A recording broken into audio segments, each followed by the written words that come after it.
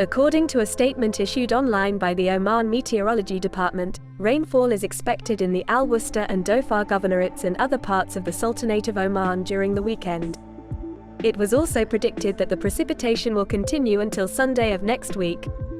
As per the statement, activity opportunities for sporadic cumulus clouds during the coming days Friday, Saturday and Sunday over the Hajar Mountains and parts of the Wusta and Dhofar governorates, leading to sporadic precipitation of varying intensity, thunderstorms sometimes during Saturday and Sunday.